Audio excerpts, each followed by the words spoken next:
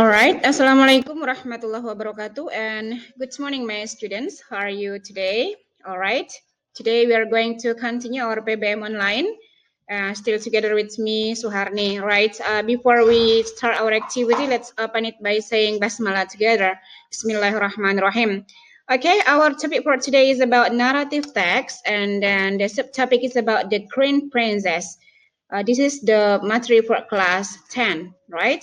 I think it is clearly for the topic. So now let's come to the next page.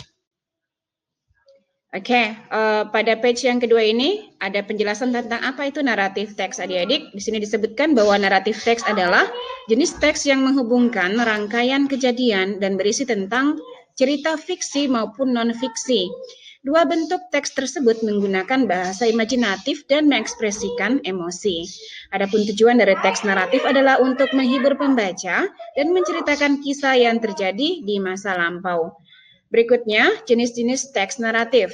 Yang pertama ada the legend, fairy tale, fable, a journey or a voyage, dan folk tale. Pada materi kali ini kita akan fokus membahas tentang the legend, right? So, let's come to the next page. Adapun struktur teks naratif ada 4. Yang pertama, orientation, menyenting awal cerita dan memperkenalkan karakternya. Di dalamnya menyebutkan who atau siapa yang menjadi pelaku dalam cerita tersebut, when, kapan kejadian ceritanya, what the story talk about atau tentang apa ceritanya, and then where, di mana kejadiannya, di mana tempat terjadinya kisah tersebut. And then the second one is complication. Di sini ada problem arise followed by other problem ya. Di sini sudah menguraikan tentang masalah yang ada pada cerita. Bagaimana karakter utama menyelesaikan permasalahannya dan seterusnya. And then the next is resolution. Nah, di sini kris dari ceritanya itu mulai menurun. Biasanya ke arah yang lebih baik atau malah sebaliknya, menjadi lebih buruk. And then the last one is reorientation. Di sini biasanya menunjukkan akhir dari cerita. Ya, ceritanya ada dua kemungkinan, happy ending atau sad ending, berakhir bahagia atau berakhir dengan menyedihkan. Okay, I think it is clearly too for you, my students. So now let's come to the next page. Unsur-unsur kebahasaan pada teks naratif. Yang pertama, itu menggunakan simple past tense. Jadi nanti akan banyak terdapat kata kerja bentuk kedua. Karena itu merupakan ciri khas dari simple past tense. And then ada noun phrase-nya. And then time connective dan conjunction-nya seperti however, although, later than. Nanti akan ada banyak kata-kata seperti ini yang muncul dalam cerita. And then ada adverb dan adverbial phrases yang menerangkan tempat dan waktu kejadian. Antara lain seperti ada kata once upon a time atau long time ago. Okay? And then action verb, ada action verb-nya. Ada kata kerja yang menunjukkan aksi seperti stood, explain, smells, ya. And then the last one is saying and thinking verbs yang menunjukkan apa yang dirasakan atau dipikirkan atau dikatakan oleh si karakter. Seperti ada kata told, realized, decided. Right, I think it is clearly for you. So let's come to the next page again. Di sini setelah adik-adik mempelajari materi naratif ini, maka diharapkan kalian itu mampu mengidentifikasi kalimat-kalimat yang memuat bagian-bagian dari legenda yang ditanyakan. Terus adik-adik juga diharapkan mampu mengidentifikasi perbedaan fungsi sosial, struktur teks, dan unsur kebahasaan teks naratif. And then kalian juga diharapkan mampu membacakan legenda ini dengan intonasi ucapan dan dengan tekanan kata yang benar, and then memahami struktur teks naratif dan memahami unsur kebahasaan dari teks naratif dalam memberikan dan meminta informasi terkait legenda rakyat yang nanti akan Ibu ajarkan. Baik, pada pertemuan kali ini, we just focus into the third. Kita hanya akan fokus pada bagian yang ketiga ini, yakni membacakan legenda dengan intonasi ucapan dan tekanan kata yang benar. Nah, untuk itu sekarang kita akan langsung masuk ke teksnya. Untuk tujuan pembelajaran yang lainnya akan kita bahas atau kita akan mudah-mudahan bisa kita capai pada pertemuan berikutnya, adik-adik ya. So just today we just focus in other third-nya. Kita hanya fokus di bagian yang ketiga ini. Okay, now let's come to the text. Oke, ini dia. Jadi teks ini sebelumnya sudah kita bahas di pertemuan 2 minggu kemarin, dan Hari ini Ibu akan mengajarkan cara bacanya ke adik-adik. So please pay attention.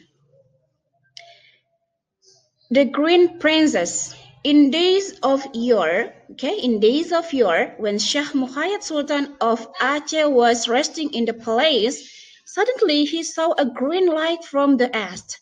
The Sultan immediately called his vizier and asked what the light was. The vizier was also shocked and couldn't answer the Sultan's question. Only the next morning, a Sultan's confidant was sent to investigate the light.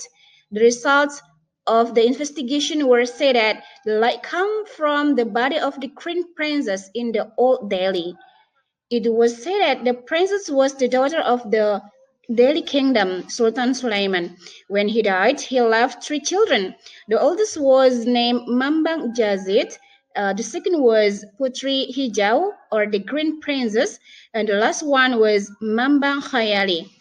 The sons and daughters of Sultan Sulaiman were considered by his people as the incarnation of the gods.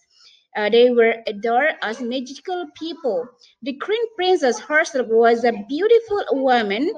She was called the Queen Princess because her body always emitted a green light, especially if she was playing in the park during the full moon.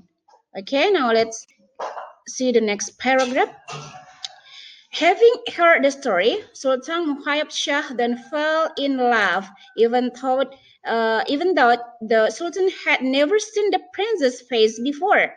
Having feeling infatuated to the princess, he, accompanied by his bodyguards, left for Delhi to propose the daughter of the Delhi kingdom.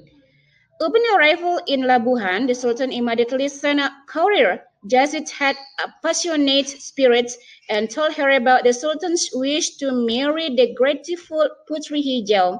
However, Putri Hijau rejected Sultan Muhayyad Shah's proposal. Of course, the refuse made the Sultan very angry and felt humiliated.